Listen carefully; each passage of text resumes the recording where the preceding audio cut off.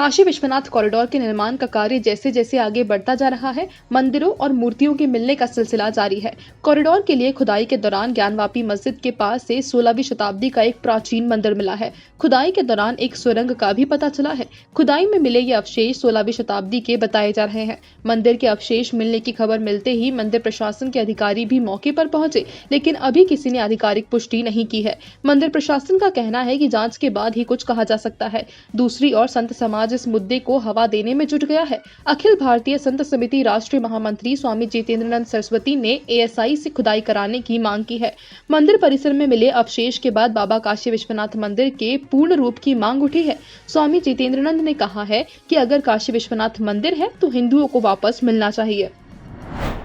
UP college में प्रबंध समिति में सचिव की नियुक्ति का मसला तूल पकड़ने लगा है। प्रबंध समिति में गैर हिंदू सचिव की नियुक्ति के बाद से कॉलेज के छात्र पिछले एक हफ्ते से आंदोलन कर रहे हैं। इस दौरान शुक्रवार को छात्रों ने मुख्यमंत्री योगी आदित्यनाथ के नाम खून से एक पत्र लिखा। इस पत्र में सचिव की नियुक्ति को रद्द करने की मांग की गई है। छात्रों का आरोप है कि गलत तरीके से सचिव की नियुक्ति की गई है। छात्रों ने खून से लिखे इस पत्र को जिला प्रशासन को भी सौंपा है। छात्र पिछले 8 दिनों से अनिश्चितकालीन हड़ताल पर बैठे हुए हैं।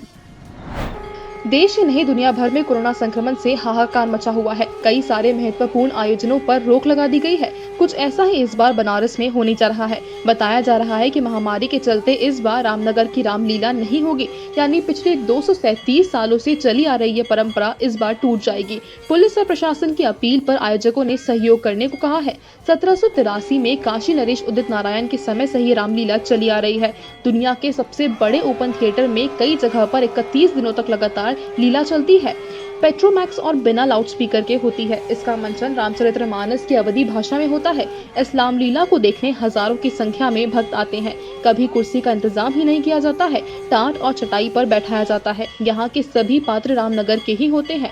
कुल 27 पात्र मुख्य तौर पर होते हैं। संस्कृत श्लोक जो स्पष्ट बोल ले उस पर खास फोकस होता है। प्रदेश सरकार की ओर से बुनकरों को अब 31 जुलाई तक पिछले फ्लैट रेट पर ही बिजली बिल की अदायगी करने की सुविधा दे दी गई है, जिसके बाद बुनकरों ने अपना आंदोलन और पावरलूम बंद करने के हड़ताल को वापस ले लिया है। खादी भवन में लघु, सूक्ष्म और मध्यम उद्यम विभाग के अपर मुख्य सचिव नवीनतम सहगल के साथ बनारस से भाजपा एमएलसी अशोक धवन, बुनकर सभा के अध्यक्ष हाजी इफ्तियार अंसारी और अन्य पदाधिकारियों की बैठक के बाद सरकार ने यह फैसला लिया है। राष्ट्रीय बुनकर एक्शन कमेटी के all India president Sarfaraz Ahmad ने बताया कि बुनकर बिरादराना तंजीम के प्रतिनिधि मंडल की मुख्यमंत्री से मुलाकात हुई थी। सीएम ने हमें आश्वासन दिया है कि वह हमारी मांग पर गौर करेंगे और हमें पूरी उम्मीद है कि सरकार अपना वादा पूरा करेगी। इसके पहले कपड़ा मंत्री उदयभान चौधरी ने भी बात हुई थी।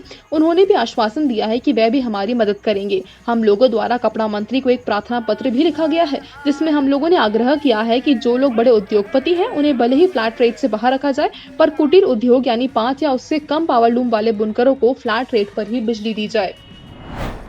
एक दिन के ठहराव के बाद बनारस में गंगा का जलस्तर एक बार फिर से बढ़ने लगा है। गंगा अब खतरे के निशान से चंद कदमों की दूरी पर है। माना जा रहा है कि अगले 48 घंटों में जलस्तर में और वृद्धि देखने को मिलेगी।